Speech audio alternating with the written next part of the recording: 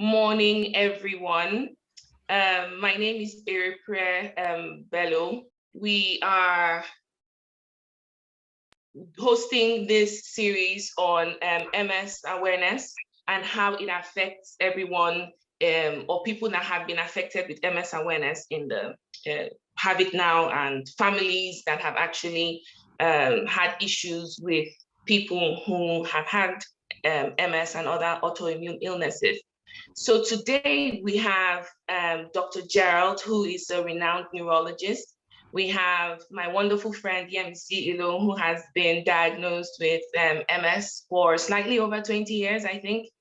A phenomenal woman. Her strength is something that I wish that I could, have. And then we have Mr. Jide Atta, who I hope will log on soon enough. So on right now, Dr. Gerald is still trying to log on. So we're going to kick off with Yemisi. But first of all, let me tell you about myself.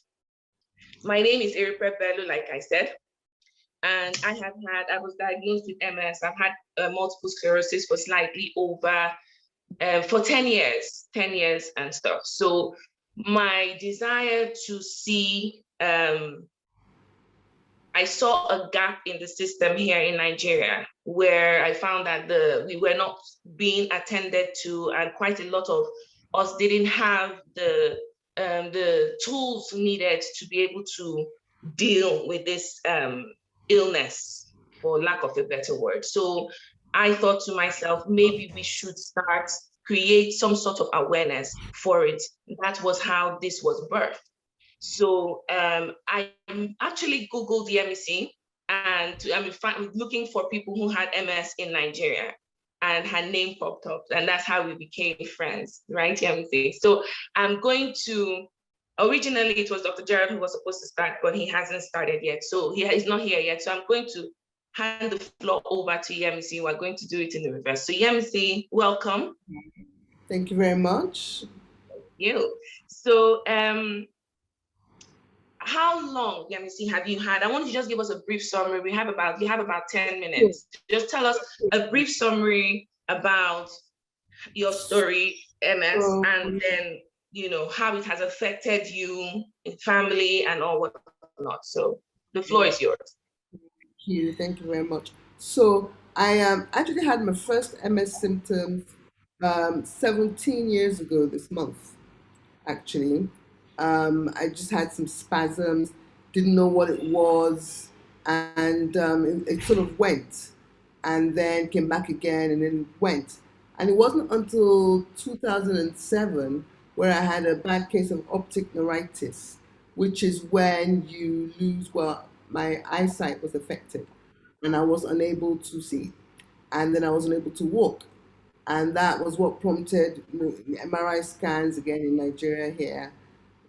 Then I went to England, and it was confirmed 2008 May actually that I had multiple sclerosis. Wow. It was funnily enough, the doctors weren't sure. They thought I had something called transverse myelitis, which just sounded a whole lot worse. And I found myself saying, "Oh my God, let me have multiple sclerosis, not transverse myelitis." And here we are today. So it's been challenging. I was okay for a while. I then started to use a cane. My mobility has been severely affected because most of my lesions are in my spinal cord. I don't have many lesions in the brain. So my spinal cord has been really affected, which has affected my mobility. I started off with walking with a cane. Then I progressed onto using crutches.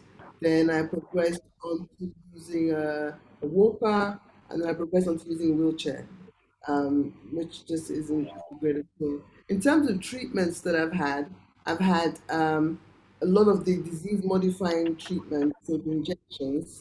They didn't really work for me. I've had stem cell transplants. I don't know. I'd like to think that it did do something. I like to think that if I hadn't done it, I might have been in a worse situation today. Um, but here I am. I'm still standing. There's so much more, but it's like a summary. But in terms of how it has affected me, it's been tough, because I was a very active person. I think I still am very active, my mind anyway. Very active person, very busy person.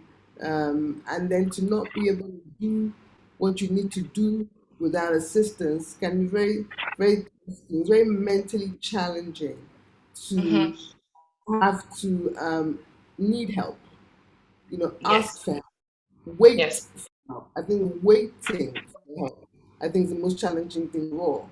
Just waiting for it, I'm coming and I'm coming. You're thinking, I just need to do X, I need to do Y, and I can't do it. It's really, really, really difficult on your mind. You have to stay really strong because otherwise you just fall into depression. Yes. That I think is one of the most difficult things that those with MS or autoimmune illnesses face. The fact that we need help, and especially if you are a strong character, not knowing how to relate, how to receive it, and how to ask for it as well is one of the major challenges. But how do You have you sorry? I was going to say you break the barrier of finally knowing, okay, I can ask for it, fine, okay, I'll ask, or okay, this is how I ask, and then having to wait for it. That I Yes, think is wait more for it. difficult. That's waiting for it. I've experienced that as well, having to wait for them at their own convenience to be able to move from point A to point B. And I know that that's extremely challenging. But can I just ask, how do you think it has affected your mental health especially during COVID? How do you think it has affected your mental health? You know, Dr. Gerald, sorry, Dr. Gerald just got on. Welcome, Dr. Gerald. So we'll get to you in a minute. Okay, so yeah, um, how it's affected my mental health. Sometimes I think I'm going crazy until I realize that I'm not.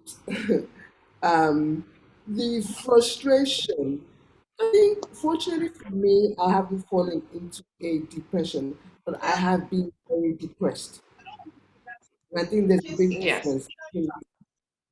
So I have I've been very falling into a depression. Like I said, it's been very challenging because during COVID, everybody else is frustrated, everybody else is on the edge, and then you are adding your own to the matter. If you know what I mean. So for me, always been a case of, oh, I don't want to bother this person is busy now. Oh, this person's going to get some sleep. I don't want. So I'm constantly having conversations in my mind. So if that is some kind of mental health issue, then I definitely have something going on there. yeah, that in itself, I understand that is very challenging. Having to deal with my own mental health in terms with MS has also been quite tricky. Thinking that I'm going crazy is a figment of my imagination, or having people tell you, "Oh no, don't worry, you are fine," or "You can get over this," or silly things that You're right, it's not your reality. yeah, I think Yes. Um, for me, the difficulty also is when feeling.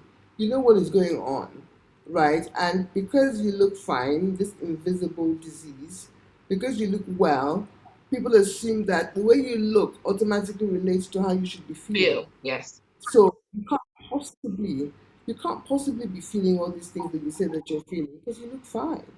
I mean, look at me now. Let anybody look at me and think, oh, there's I have something wrong with this lady. And Yes. look at you. Look at me. You know, Thank you, Yamisi, for sharing and being so open with us. I'll come back to you in 1 minute. I just want to get to Dr. Gerald. Thank you, Dr. Sure. Gerald, for gracing us with your presence. Like I said, Dr. Gerald was my first neurologist here in Nigeria. He's taking care of me for 10 years. So, yeah, I'm like his little baby, I like to think. So, thank you, Dr. Gerald, for gracing us with your presence. So I just wanted you, I know you're busy, so I won't take up too much of your time. I wanted you to just shine some light for us, your opinion about how MS is viewed in the health sector here in Nigeria. And is it that people don't know about multiple sclerosis? Because I know that there are quite a number of people from my little research on MS, when I creating the awareness on Facebook, people call me up and say, my sister has this, my uncle has this, my wife has this.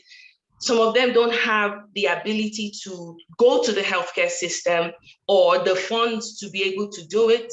And I just don't know where the gap is or what is missing. Or is it that the healthcare system is not ready for multiple sclerosis? I just don't know. So I wanted you to shine some light on it for us. Okay, thank you. Can you hear me? We can hear you. Can you hear me? Good. Good morning, Yes. everybody, and everybody listening. The great news this morning. Yeah, the truth of the matter is that most of the time the issues related to MS are, I don't want to underdiagnose. The awareness is very low. I think that's the starting point.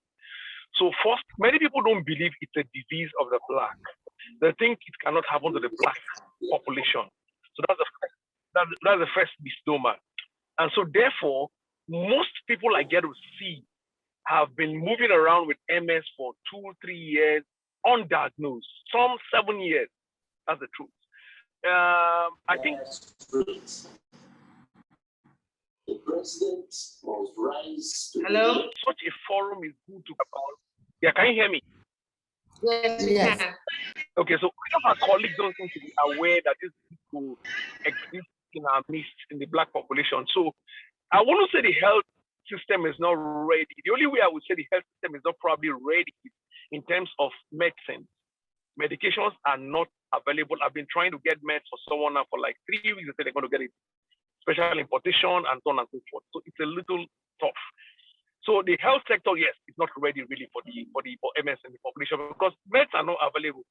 And unfortunately, people always misrepresent treatment of flares for treatment of disease, which is a big challenge. So when people get flares, they think that they're being treated. You know, when they get over it, they say, oh, I'm well now. But they don't know that what we just done is treatment of a flare. Far from it, Yes. that's not a treatment. So this is my take. So a lot of times the health sector, the health response is not there. The medical personnel to even make a diagnosis isn't there. Unfortunately, if you find yourself someone that probably knows something about it or suspects it, most likely the ophthalmologist will may get some referrals, occasionally from the gynecologist when people are pregnant. But a lot of time diagnosis totally missed. And they label it maybe spiritual or something. So again, Yeah. people don't know what's going on. Okay.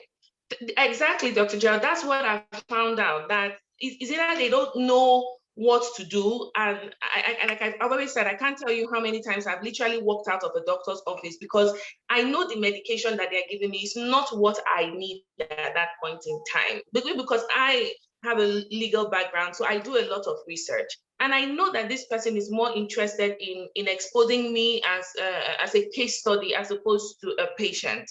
And that has, I didn't let it affect me. So this was before I met you, obviously, who knew what he was doing and knew how to diagnose this and what we needed to do. And I found that from the conversations that I've had with other people who are, who they're at a loss, and it really affects their mental health. A lot of them are so depressed because they feel like it's a death sentence. And that was why I wanted to have this to let people know that it's not a death sentence. There are other ways that we can get around this. So how do you think we can bridge this gap in the healthcare system? How do you think we can jolt the healthcare system into taking some sort of step? Your network is fluctuating. Can you hear me? Not available, fine. But there must be something else that can be, I don't know, used. Has he gone off? Okay, he's there. Okay, so just briefly, what do you think? How can we jolt the healthcare system into being aware? Our hospital, Dr. Benazir is on the floor. We did a presentation to the department, and people were invited from the hospital just to create awareness, because that's the only way forward for people to know about this thing and get appropriate referral and early referral. Because like I always say, MS is supposed to be treated yesterday, not today. You don't have that luxury of time. There are some crazy guys going around trying to damage your nerves, and you need to stop them as soon as you can. So it's going more and more on enlightenment and telling people that this does exist. We do some educational programs. I create a lot of awareness. When I talk to people, I share what the issues are, and I'm hoping to be able to give a talk someday. I'm not sure what the forum, I'm not sure that we've created an MS Day worldwide. So where I can get into the radio system and be able to talk to people, because that's the only place you can be able to maybe reach out much more to people, and then people can call in. But I'm not sure of the actual day for the MS Day worldwide, where we can key into a radio program. So that's what I think would be the best way. Just the health sector is not enough. Yeah. So health sector education will not be enough. It will not be enough. I agree. If people need to get, if people don't get to you, then you cannot even offer any help or any care. So people must get to you, and the only way for people to get to you, because the truth of the matter is that when people don't have a clue of what is wrong, they say, "I've gone to so many people."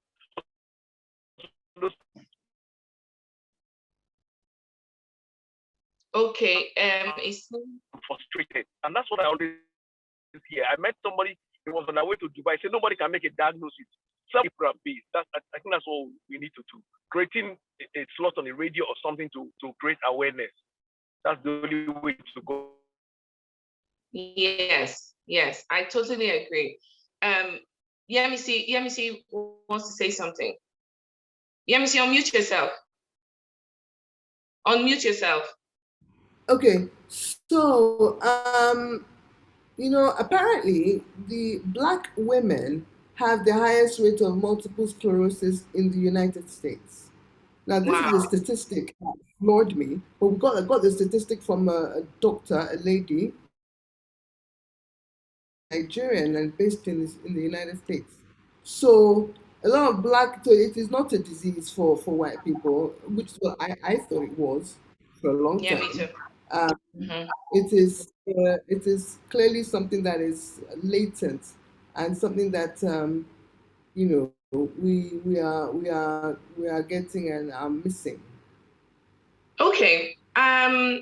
Like Dr. Gerald said, so that means, Dr. Gerald, we are on the right track doing things like this. We are on the right track.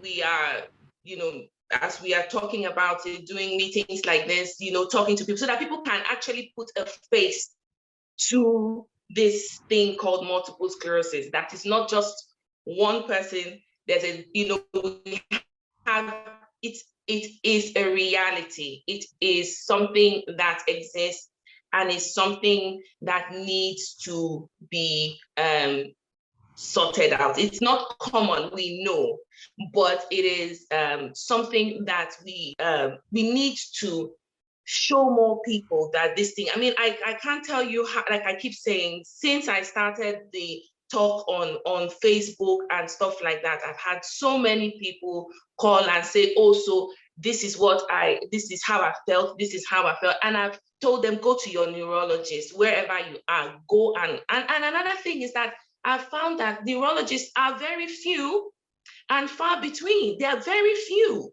There's not a lot of them out there, and it's like they're overworked, overtaxed. I don't understand. Trying to get hold of a good, I must emphasize, good neurologist, not just the title, is very difficult. And I've had a doctor tell me, she said, listen, some of us did not even, we glanced through autoimmune illnesses in school. She's a young doctor, some years ago. It's not something that we put in our head. We spent more time on things like internal medicine or, things that are more common. Dr. Gerald, do you think that this is true of the doctors coming in? Is that what you think? You have to unmute yourself. Unmute yourself, Dr. Gerald. Okay. So, so you're quite right. Unfortunately, I can tell you that a medical officer or a young doctor won't be able to make a diagnosis of multiple sclerosis. I can tell you that for free. That will be extremely difficult. the truth of the matter is that you need to have seen it. You need to have been for the younger doctor. If the younger doctor has been exposed to one or two, maybe he'll be able to pick this up, because what they think of is mainly common diseases, which is usually the truth of the matter. However, like I already said, this disease exists, and even sometimes even senior colleagues, because it's not probably their field of practice, they may not even really know. But the good thing with the senior colleagues that they are readily willing to refer, seek help, get help. Or like the younger doctors who may not know what it is and may not even want to seek help and just trivialize it. And so these are the issue. These are the issues. Yes, yes, you did. Yes, you did. Yemisi, just give me one second. I need to introduce our third speaker. His name is Mr. Atta. One of my, I love Mr. Atta, Mr. Jide Atta. So Mr. Atta is a development communications and gender strategist. So he does a lot of work for the UN, and has built and given his expert advice to a lot of NGOs, and built from scratch to where they are now, and created that link between the NGOs and the UN. So in our bid to create awareness, we thought we needed someone who would be able to be like that bridge between us and wherever it is that we need to get to. So that's why Mr. Jide is here to go. He's going to give us his expert advice in a minute. But Yemisi, you wanted to say something before I go to Mr. Atta? Yeah, just very quickly.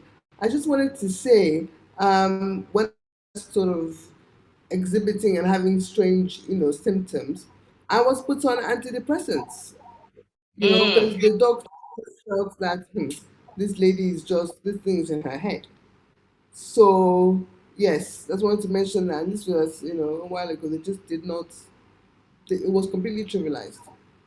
Yes, exactly. I had that as well, and to a very large extent, I still have that now. One of my worst questions, or one of my worst phrases that people, and I take the grace of God not to punch someone, is, "Oh, you're always so tired. Why are you tired?" Me too, I'm tired. I hate that phrase. You know what? Just let's not even go there. Let's just leave that for another day. My tired is not your tired in any way, shape, or form. And I've also found that there's a very lax, people are not willing to they don't even want to know, they don't even want to discover, they don't want to find out. But anyway, so Mr. Atta, are you there? Is he there? Yes, I am. Good morning, all. I've been listening to your discussion. It's been very interesting. Well, I will come from a communication and development perspective. We'll look at issues of what we call media and information literacy. I will look at a subset of it, which brings us to communicating the issues around the disease. And then I'll look at advocacy and structural development towards ensuring that more awareness, more education, and more sensitization is generated for this specific disease. Now, we're looking at, in terms of education, we need to have a support system whereby we educate our families. Yes, affects the entire family, not the but the other family. How does the family go around understanding the situations which the sufferer is going through? How does the person provide the proper support, the psychosocial support that the sufferer requires? Sometimes the sufferer does not even want to talk to anybody. So how does that affect the family? These are issues around which we'll begin to, I suggest we begin to explore, because it's not a one-person ailment. It's a holistic ailment. And then we have the communication aspect of it, what I would call media and information literacy. It's a new phenomena in medical communication, whereby you need to, even as a sufferer, you need to get educated on some of these issues that go around it. How do you understand what you're going through? The physicians will tell you, yes, they give you medication, and I have to be blunt, they use it as a medical guinea pig, because a lot of them do not know. And that's why medical parlance is called a diagnosis. It's a suggested, it's an interpretation of a suggested system of symptoms that they see, which they now suggest will go into a certain pattern, and they have a kind of medication that will go with it. So I will stop now for that, and then as the discussion continues, I will now elaborate more on what we're going to do regarding the communication and regarding forming a proper structure for this syndrome within the UN system and the international NGO system. Over. Okay, thank you, Mr. Atta. So basically, I like what he said, over, okay, over. So basically, we need to, one of the things I wanted to ask was, how do you think, I know you said quite a lot in a few seconds, but how can we effectively bridge that gap? What we're doing, is it enough?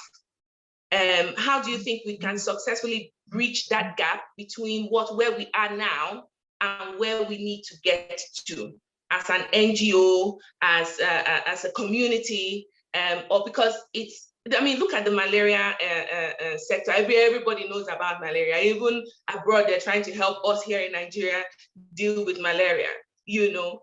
And we have seen the surge in things like in the MS community in Nigeria. So how can we bridge that gap from where we are to where we want to get to?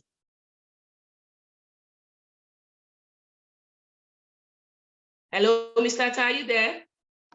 Yes, I think the best way to go is always look at, you don't reinvent the wheel. Look at what is working for the malaria thing and see how you can piggyback on that. That means you have to do a coalition of advocacy meetings and across-board meetings for stakeholders in that sector within the health development system.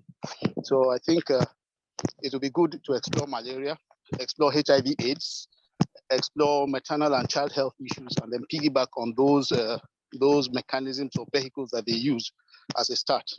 And in these days now, it's best to do coalitions. Over. So, okay, so more coalitions and things like that. Okay, Yemisi, you have something to say?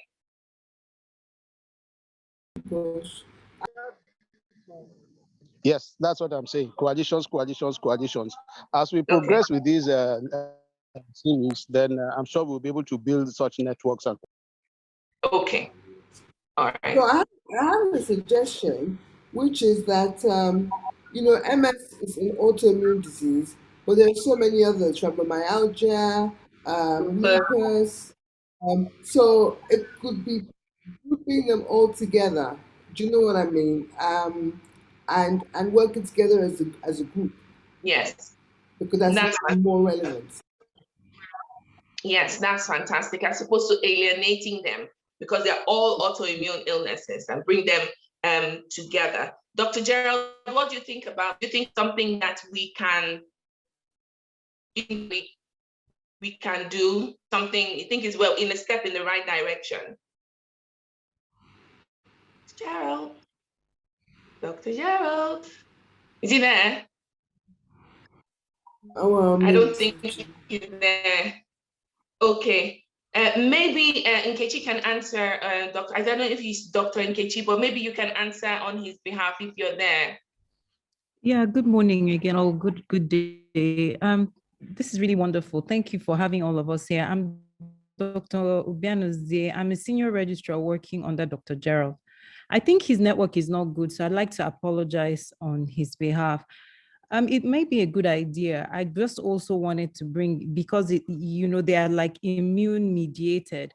So when we use the term immune mediated, we use that term because for autoimmune, you have determined that there's a particular antibody.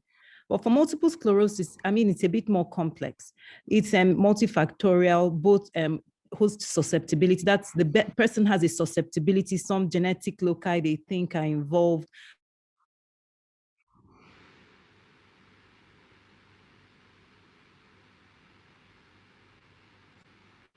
Is she there? See, maybe she's been knocked off. Dr. Nkechi? Are you there? Yes, I'm here. Can you hear me? Okay. Now we can. Okay, I'm sorry. Okay, so may be a good idea, but just to remember that MS is more of immune mediated than autoimmune. We haven't really identified any particular antibody, while for lupus they have. So there may be some medical constraints in. Oh, when she's getting to the good part.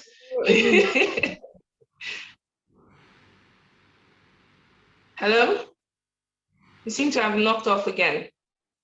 I kind of see Okay. where she's coming from. I think I understand what she's saying, because the new system is haywire. We don't know why yet, or still. In Hello? MS.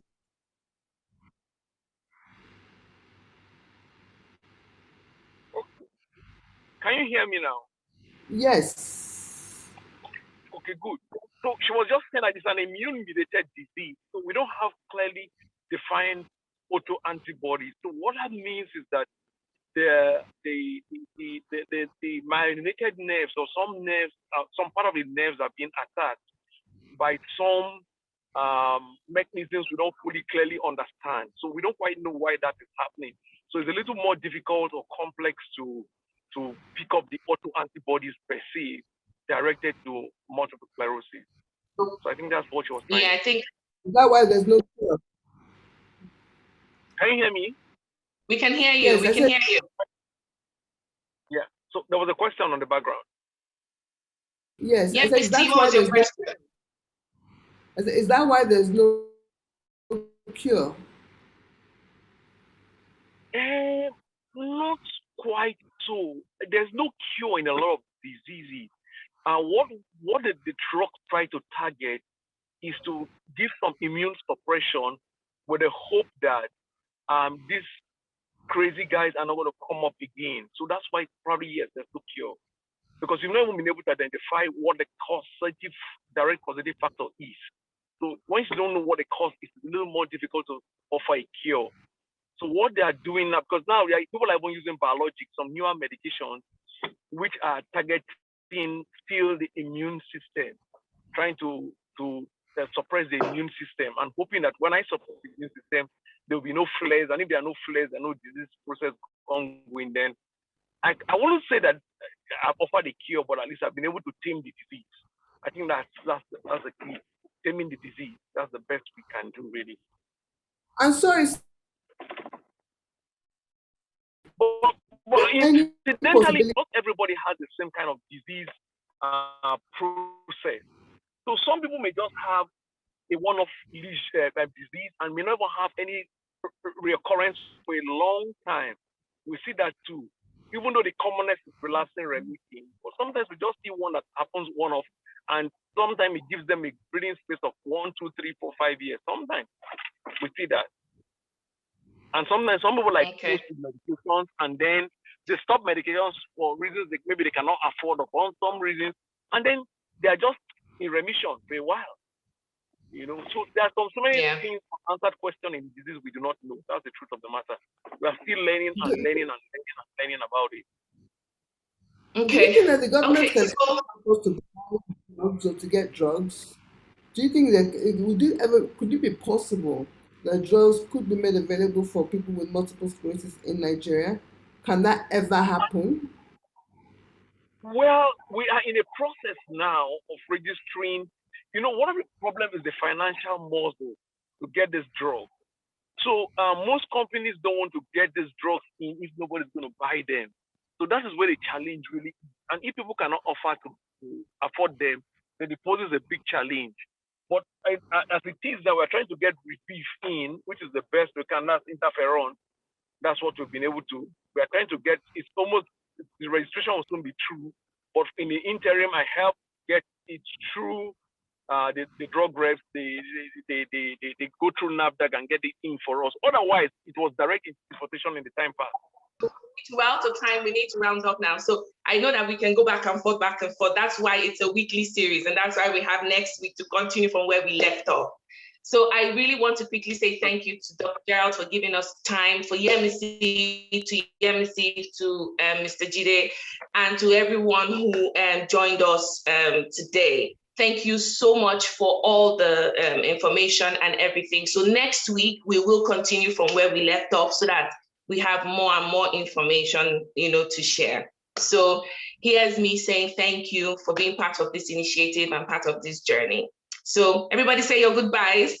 Thank you so much. It's been really, really enlightening. Bye. Thank you so much. Thank you. Thank you. Are you there? Yes, I'm here. Can you hear me? Now we can. Okay, I'm sorry. Okay, so it may be a good idea, but just to remember that MS is more of immune mediated than autoimmune. We haven't really identified any particular antibody, while for lupus they have. So there may be some medical constraints in. Oh, when she's getting to the good part.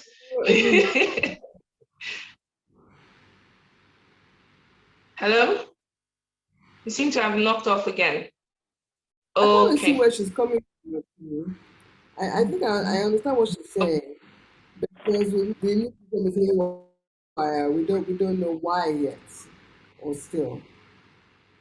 In MS. Hello?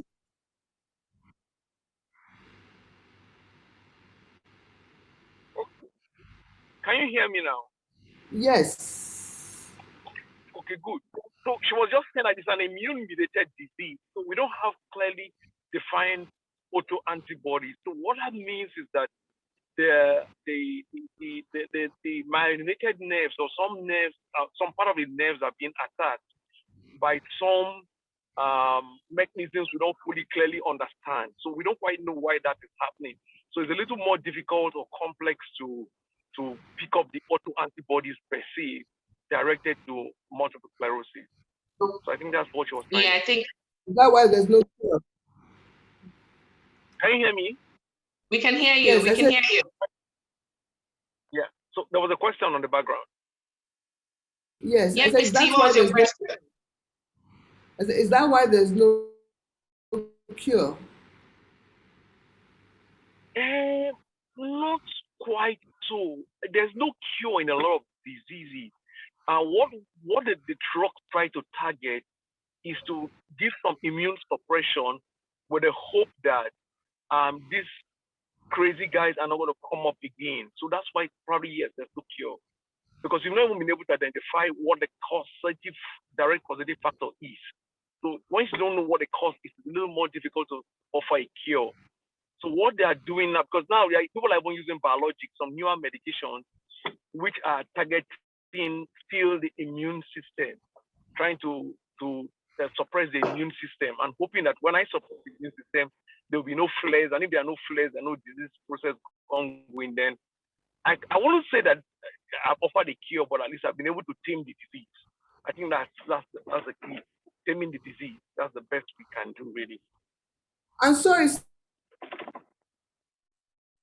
But incidentally, not everybody has the same kind of disease process.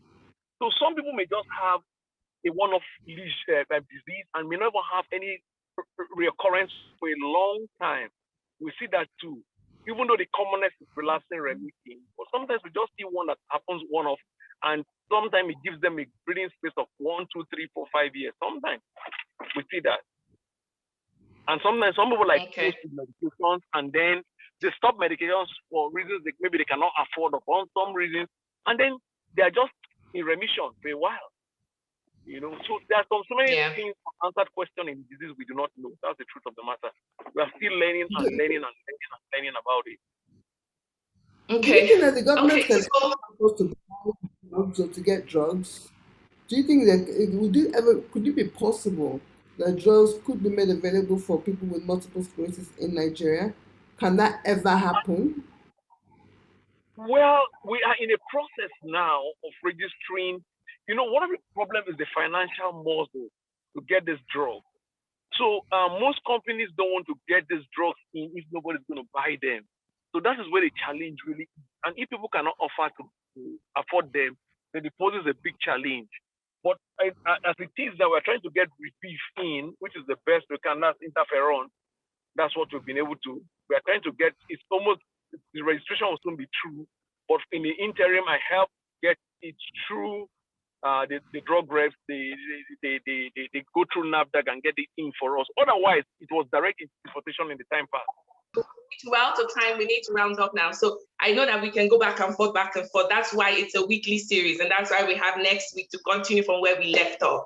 So I really want to quickly say thank you to Dr. Gerald for giving us time, for Yemisi, to Mr. Jide, and to everyone who joined us today. Thank you so much for all the information and everything. So next week, we will continue from where we left off so that we have more and more information, to share. So here's me saying thank you for being part of this initiative and part of this journey.